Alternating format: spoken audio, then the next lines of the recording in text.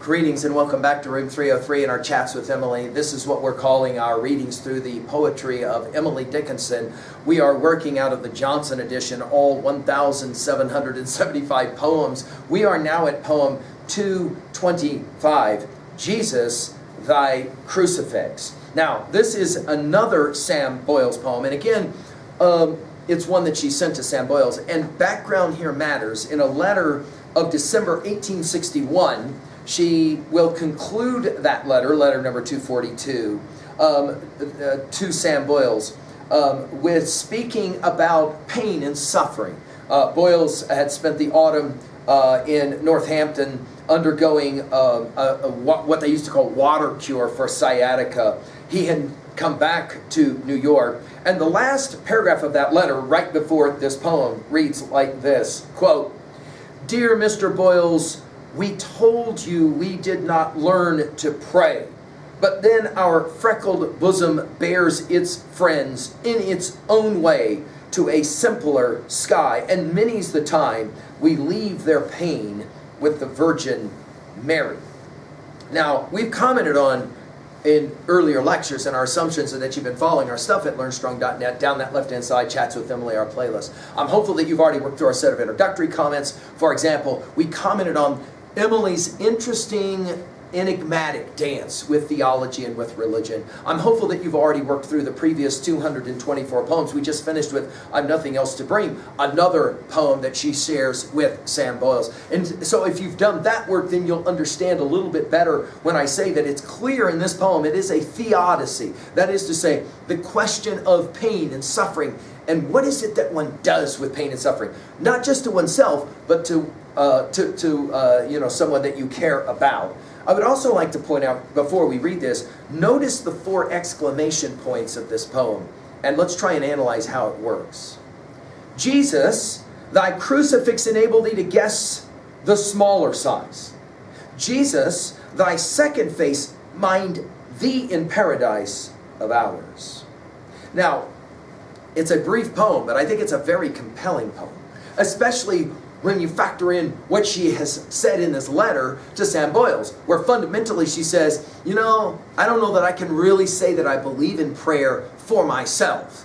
Whether Emily was a believer or not is always going to be the subject of some debate. Clearly, she spends a lot of time trying to flesh out her own theological views for herself in many of these poems. But let's point out, in the letter that she sends, and the words we just read, she does comment on the fact that even though she doesn't pray for herself, she will pray, she says, to the Virgin Mary for those she cares about. Well, obviously here it isn't the Virgin Mary, but rather obviously Mary's son, Jesus. Notice the exclamation points. 17 different poems, by the way, the word Jesus will get used. Poem 317 will work this way. Just so Jesus raps, he doesn't weary, last at the knocker and first at the bell, then on divinest tiptoe, standing might he but spy the lady's soul when he retires, chilled or wearied.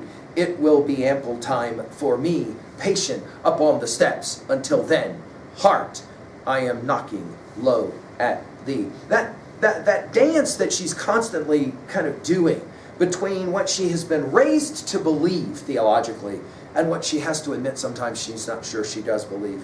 And then thy crucifix. Now, this word used in poems 322, 1375, 1612, it's her use in poem 1736 that I would point out to you. And when we hit this poem, we'll come back to it again, where she says, "Proud of my broken heart, since thou didst break it, proud of the pain I did not feel till thee, proud of my night, since thou with moons dost slack it, not to partake thy passion, my humility. Thou canst not boast like Jesus. Drunken without companion was the strong cup of anguish brewed for the Nazarene." Again to the theodicy question. "Thou canst not pierce tradition with the peerless puncture. See, I usurped thy crucifix to honor mine." We're going to see that she does play this interesting game of almost like a we're calling our lectures series, right, Chats with Emily. It's almost as if at times she wants to have that kind of level of conversation with Jesus. Notice the exclamation point, "Thy crucifix enable thee to guess. We're back to her use of the word puzzle in the preceding poem 224, or her use of the word maybe, right, in the earlier poem 224. Enable thee, thy crucifix enable thee to guess the smaller size. What is she saying? Well, she's saying Jesus is crucified on a cross and therefore understands great suffering. And because he can understand that great suffering, she's saying, I hope that you will be able to relate or understand our human smaller suffering. And again, the use of the word smaller, as we have said, her love of that word small in 77 different poems. You know, we already saw it. We commented on it at poem 223 already just a few seconds ago. She says, again, notice the repetition, Jesus, and then she says something fairly enigmatic. Thy second face, mind thee in paradise of ours. Now, of course, the word mind is remind. Yes, that's what she's saying.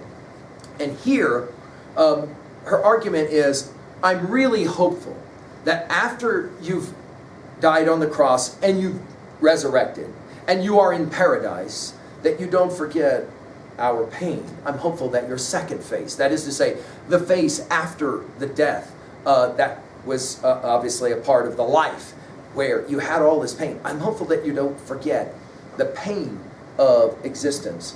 Now, there's a lot of good reasons to compare this set of lines with that poem that I shared with you in an earlier one, and I'm excited for us to get to poem 501. Some have asked me, how are you going to sustain this level of energy for all these poems? Well, I know a poem like 501 is coming, and I'll share it again because I love it so much. This world is not conclusion. A species stands beyond, invisible as music, but positive as sound. It beckons and it baffles. Philosophy, don't know. And through a riddle at the last, sagacity must go to guess it. Puzzle scholars to gain it. Men have borne contempt of generations and crucifixion shown. We're back to the crucifix. Faith slips and laughs and rallies, blushes, if any see, plucks at a twig of evidence and asks avain the way. Much gesture from the pulpit, strong hallelujahs roll. Narcotics cannot still the tooth that nibbles at the soul. What's going on in this poem 225? Well, I think she's arguing that sometimes there isn't any clear answer to the pain, especially the pain of one that we love. And Christ's suffering possibly allows him to understand human suffering. At 2b, I'm interested in all these exclamation points, 4 of them in the brief poem. And again, obviously, it's again like a call, it's like a request, which takes us to our study of Psalm 13, how long wilt thou forget me, O Lord, forever? I think you can see that spirit. I've commented on this in earlier poems we studied together, that Emily is longing for that kind of, will you please listen to me, knocking at the door, obviously, is one of those word pictures. 501, obviously, poem 501 is a poem that we can relate at 3a. Finally, at 3b, what about your view of pain and the whole notion of pain and suffering? Do you think that pain actually makes us more empathetic to those others around us, or less so, right? And to what degree can we actually experience? I mean, we think about Auden's Museum of Arts. We've given a full lecture at learnstrong.net on that classic poem that seems to argue the only pain that we care really about is our own pain, as Burgle's Icarus seems to suggest.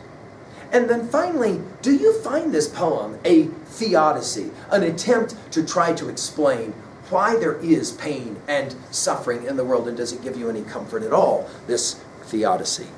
I hope you're being challenged. Thank you.